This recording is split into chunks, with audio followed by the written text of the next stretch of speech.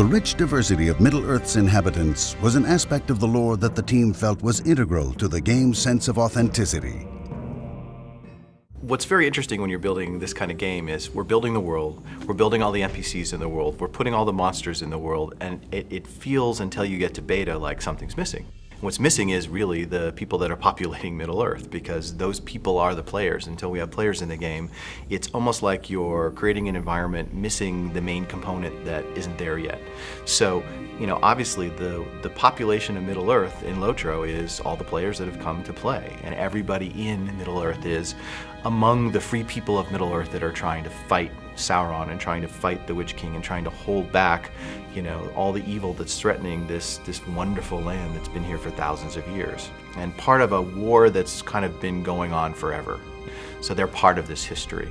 And I think what's going to be interesting is that, you know, when the players get into the game, they're going to start creating their own history.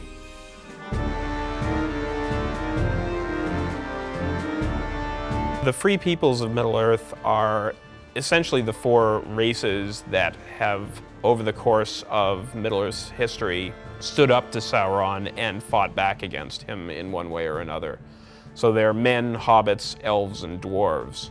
We've expanded that a little bit. While that core four are what the players are able to play, we've expanded it slightly. We've also just taken and had different races of men, which is a very Tolkien thing. And so players will be encountering them, and we tried to give them a distinct style. We have the hillmen, who show up, and they have a sort of more of a tribal look, while people in Breland have a little bit more of the Tudor style housing and things like that. We also have the hobbits. The hobbits are primarily from the Shire. You know, they're the typical standard hobbit, happy folk who would much rather be drinking, smoking pipes, and eating food than adventuring out in the countryside. The elves are primarily from Rivendell, which is their major home, of course.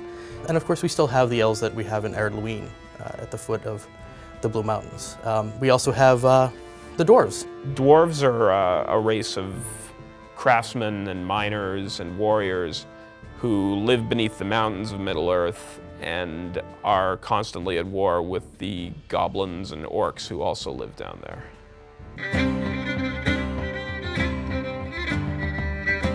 By paying close attention to the design of the equipment that the players are wearing, along with what NPCs wear and everything, you're trying to present a world, and by having such a consistent design, you are able to not do anything that detracts or takes the player out of that world. You're trying to immerse them in it. So that's what we try to accomplish with our art design.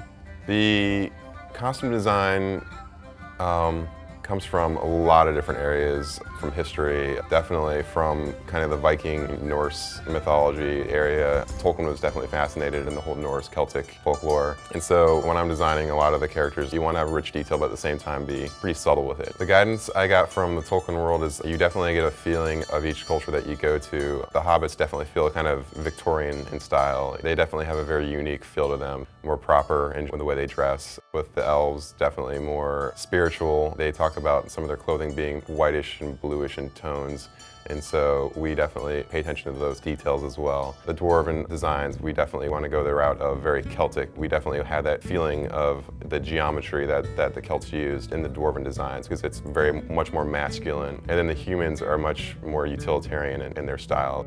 The tricky part with clothing for players is that it's meant to be infinitely flexible. Anybody can wear anything, and unless they try really, really hard, they can't make themselves look either just terrible or, you know, completely out of place in the world. So it's making things all fit together in a way that makes sense.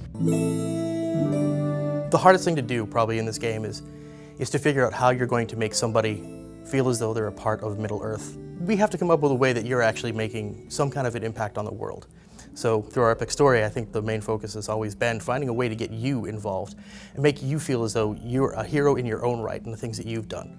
And we've got a lot of people who want to role play this specific world and this specific story, so I imagine all kinds of player histories that are going to be intertwined with, you know, the histories that we know of the world. And then it'll begin to feel more and more like this really is the free people of Middle-earth, and there really is a war going on, and we're all in this together to fight this war. Man and elf, hobbit and dwarf, the free peoples of Middle-earth all come to life in the Lord of the Rings Online, Shadows of Angmar.